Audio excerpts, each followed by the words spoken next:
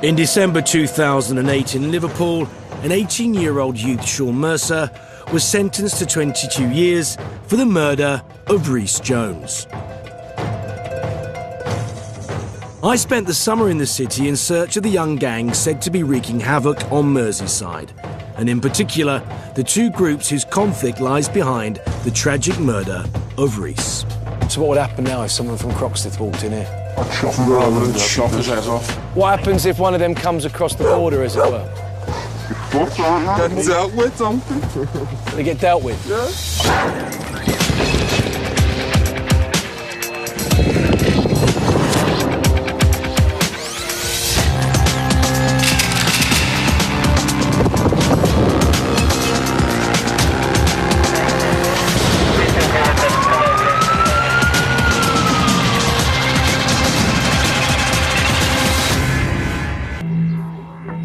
This is the Fir Tree pub Croxteth, and these grainy images from August 2007 show Sean Mercer circled in red, firing a gun at a rival gang member.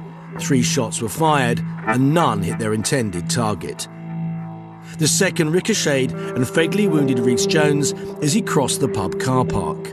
One of the city's deadliest gang rivalries had claimed an innocent victim.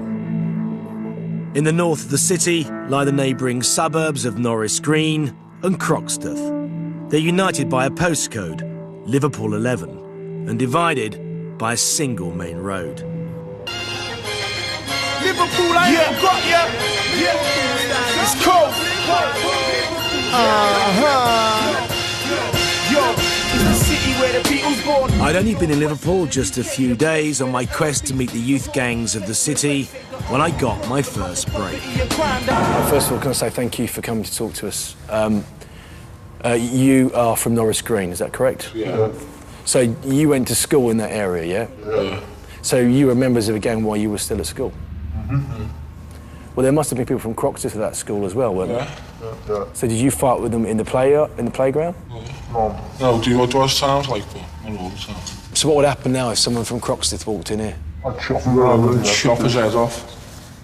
And then I'd still carry on stabbing him even though his head went on his fucking neck. Right. Off there, man. Talk to me about the police. How do the police behave in the area where you live? Treat us like fucking bastards, basically. They just can't stand us. And they really hate us. All right, just say you had the Home Secretary sitting in front of you and not me. What would you like to say to her in terms of change? The Home Secretary, the one that's in charge of the police force. Tell us, please. Yeah, fucking spit at her. You'd spit at her? Yeah. But would you say anything to her? Call us, come back. Couldn't be much more to say now, because they would not even listen to a word they'd have to say, would they? What about... Stop picking on the kids and make the streets better, know what I mean? Does not make the streets better, know what I mean? Coming out and giving kids nothing but out, it makes them worse, doesn't it? It makes them make the police more, do more shit to them, do more shit to anyone else. Just sends them mad, or busy, he's jumping out on them constantly.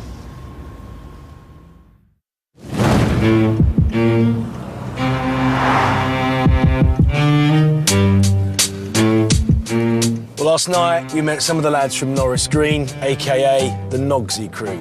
They certainly weren't unintelligent or without potential. That said, they still couldn't explain their murderous hatred of their counterparts in Croxteth. I wonder if the lads there will be any more enlightening.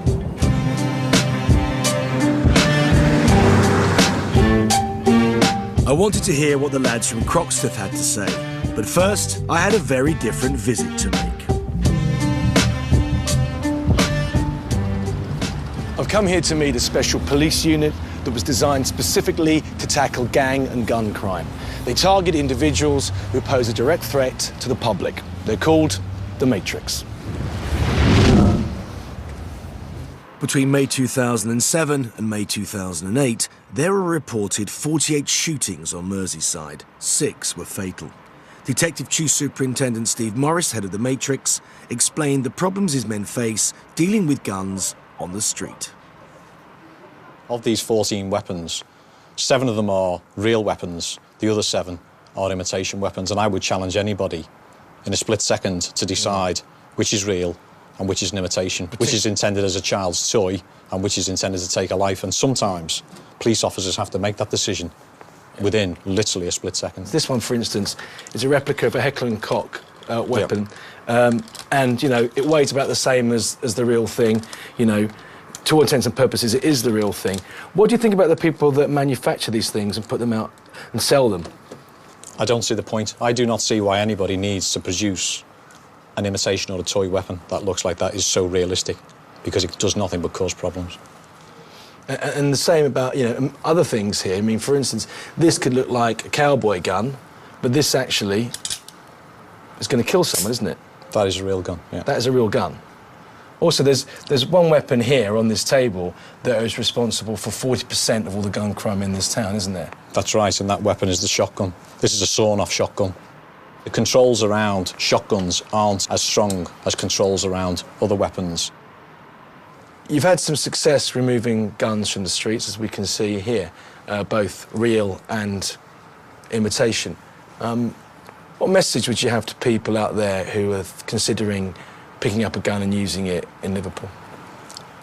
My message to people who think about using guns on Merseyside would be, you're not just a priority for Merseyside Police, you are the priority for Merseyside Police.